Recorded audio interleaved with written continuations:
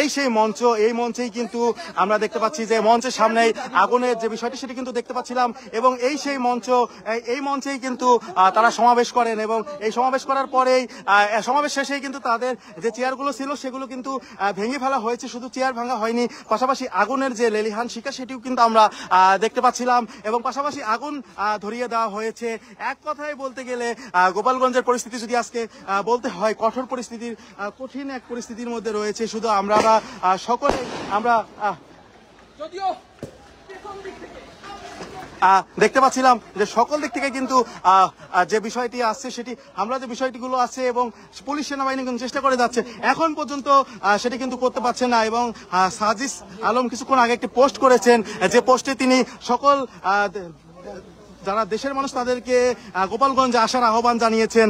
তারা যেটি বলছেন যে সকলকে আসার জন্য, অতর্কবদ্ধভাবে তাদের উপরে যে হামলা হয়েছে সেই হামলার পাল্টা জবাব দেওয়ার জন্য সকলকে এই গোপালগঞ্জে আসার জন্য আমরা সেনাবাহিনীর যে গাড়িগুলো কঠোর অবস্থা সেটি কিন্তু দেখতে পাচ্ছিলাম, এবং পাশাপাশি কিন্তু আমরা আপনাদেরকে দেখাচ্ছি এখনো কিন্তু সেই থমথমে পরিবেশ বিরাজ করছে, যেটি বিরাজ করছে সেটি কিন্তু এখনো দেখানোর চেষ্টা করছি। এখন কোন মোড় থেকে মূলত তারা আসছে, কোন মোড় থেকে তারা যাচ্ছে সেটি কিন্তু বুঝে ওঠা যাচ্ছে না। অর্থাৎ এক কথায় বলতে গেলে কি পরিস্থিতির দিকে যাচ্ছে সেটিও কিন্তু একটি বিষয়, এবং কোন পরিস্থিতির দিকে যাচ্ছে সেটিও একটি বিষয়, এবং গোপালগঞ্জের আসলে কি ঘটবে, কারা এখন পর্যন্ত কতজন আহত হয়েছে আমরা যেমনটি জানতে পেরেছি যে 3টি গণমাধ্যম কর্মীর গাড়ি তারা ভাঙচুর করেছে। পাশাপাশি কিন্তু আমরা দেখতে পেয়েছি যে কি পরিস্থিতির মধ্যে এখন পর্যন্ত যাচ্ছে।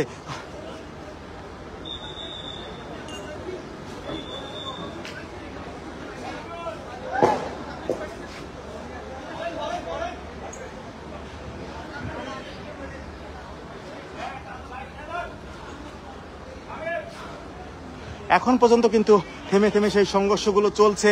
পাশাপাশি আমরা যে মুক্ত মঞ্চে তারা কর্মসূচি পালন করেছে সেই মুক্ত মঞ্চেই কিন্তু আমরা দেখতে পেয়েছি যে সেখানে কিন্তু আগুন ধরিয়ে দেওয়া হয়েছে, চেয়ার ভাঙা হয়েছে, পাশাপাশি কিন্তু আরো অনেকই করা হয়েছে।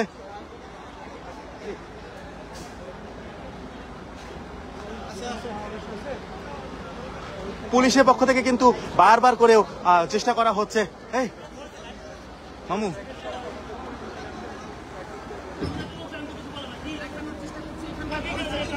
এখন পর্যন্ত আগুনের যে লেলিহান শিখা সেটি কিন্তু আমরা দেখতে পাচ্ছিলাম।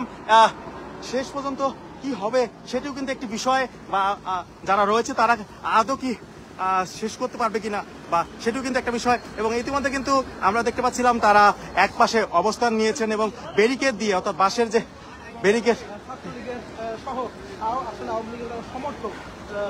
গোপালগঞ্জে আওয়ামী লীগে যারা রয়েছেন তারা কিন্তু আজকে আবারও দেখালেন যে তারা যেটি বলে আসছে যে গোপালগঞ্জে আসলে তাদের সাথে ঝামেলা করবে, সেটি কিন্তু আজকে আবারও তারা দেখালেন। আমরা এই মুহূর্তে দেখতে পাচ্ছি যে বাঁশের ব্যারিকেড দেওয়া, বিভিন্ন পয়েন্টে কিন্তু বাঁশের ব্যারিকেড দেওয়া, যাতে করে গাড়িগুলো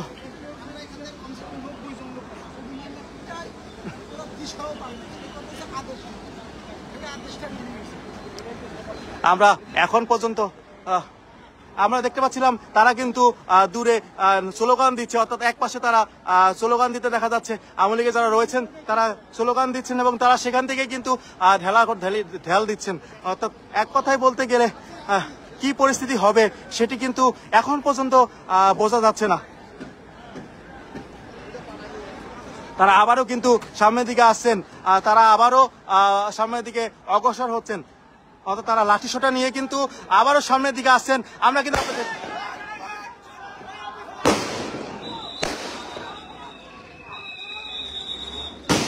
আমরা আবারও দেখতে পাচ্ছিলাম,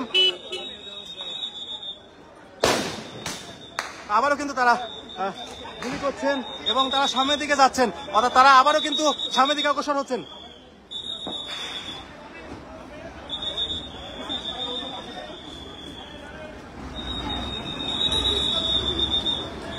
আবারও কিন্তু অন্য গাড়ি কিন্তু আবারও সামনের দিকে যাচ্ছেন, সামনের দিকে গুলি করতে করতে যাচ্ছেন। আপনাদেরকে আমরা দেখাচ্ছি, আবারও কিন্তু তারা সরে যাচ্ছেন। এবং যে ব্যারিকেড গুলা দেওয়া ছিল সেই ব্যারিকেড গুলা কিন্তু উপেক্ষা করে কিন্তু চলে যাচ্ছেন সামনের দিকে। সেনাবাহিনী কিন্তু তাদের পিছু পিছু যাচ্ছেন, অর্থাৎ আবারও কিন্তু তারা একটি যে তাদেরকে শতভঙ্গ করতে যা করা দরকার তারা সব করবে। এবং এখন পর্যন্ত যে জিনিসটি দেখা যাচ্ছে যে কি হবে কিছুক্ষণের মধ্যে সেটি কিন্তু বোঝা যাচ্ছে না। আমরা আসলে কে কোথা থেকে ঢাল মারছে সেটির জন্য কিন্তু আমরা খুব করুণ অবস্থার মধ্যে রয়েছি। আমরা কিন্তু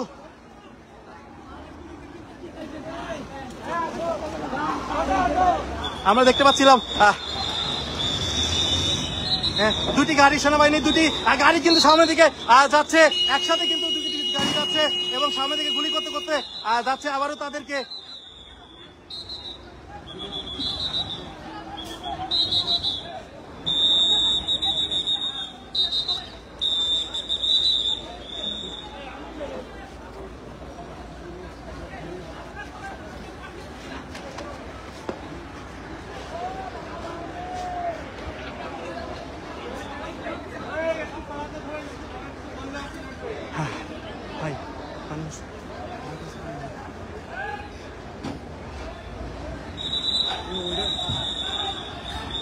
আমরা দেখতে পাচ্ছিলাম এবং কোথা থেকে হামলা করছে সেটি কিন্তু বোঝা যাচ্ছে না, অর্থাৎ যারা রয়েছে তারা কোথা থেকে হামলা করছে সেটি কিন্তু একটি বিষয়। এবং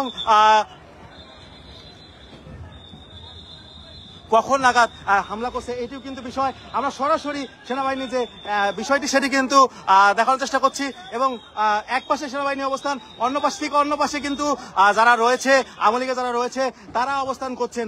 এক কথায় বলতে গেলে এখন পর্যন্ত করুণ পরিস্থিতির মধ্যে রয়েছে গোপালগঞ্জে। এবং আমরা যেটুকু জানতে পেরেছি যে এখন পর্যন্ত তিনটি মিডিয়ার গাড়ি ভাঙচুর করা হয়েছে।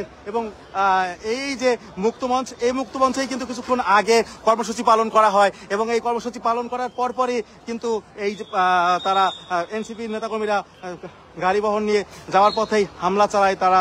এখন পর্যন্ত আমরা যে জিনিসটি দেখতে পাচ্ছি সেনাবাহিনী কিন্তু চেষ্টা করে যাচ্ছে তাদেরকে প্রতিহত করার জন্য, কিন্তু তারা এখন পর্যন্ত সেখান থেকে যাচ্ছে না এবং আপনাদেরকে আমরা সেটি দেখানোর চেষ্টা করছি।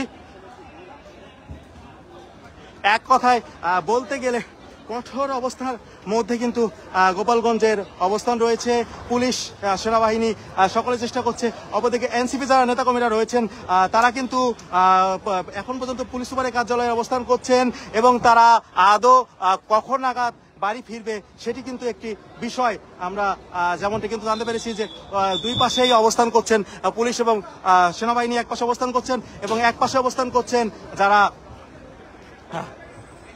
এনসিপি নেতাকর্মীরা রয়েছেন তারা অবস্থান, অর্থাৎ আওয়ামী লীগের নেতাকর্মীরা রয়েছেন তারা অবস্থান করছেন। এখন কোথা থেকে কি হচ্ছে সেটি কিন্তু বোঝা যাচ্ছে না। আপনাদেরকে আমরা যেমনটি গাড়িগুলো থেকে যেভাবে প্রতিরোধ করার চেষ্টা করা হচ্ছে সেটি কিন্তু দেখানোর চেষ্টা করছে। এবং আরেকটি জিনিস জানিয়ে রাখি, মাইকিং করে করে কিন্তু এই যে তাদের যে অবস্থানটি মাইকিং করে করে কিন্তু লোক দেখা হচ্ছে। এক কথায় বলতে গেলে এই মুহূর্তে থমথমে পরিবেশের চেয়েও বেশি খারাপ অবস্থায় বিরাজ করছে গোপালগঞ্জে। কি হবে কিছুক্ষণ নাগাদ এবং কখন নাগাদ বের হতে পারবে সেটি আসলে বিষয়।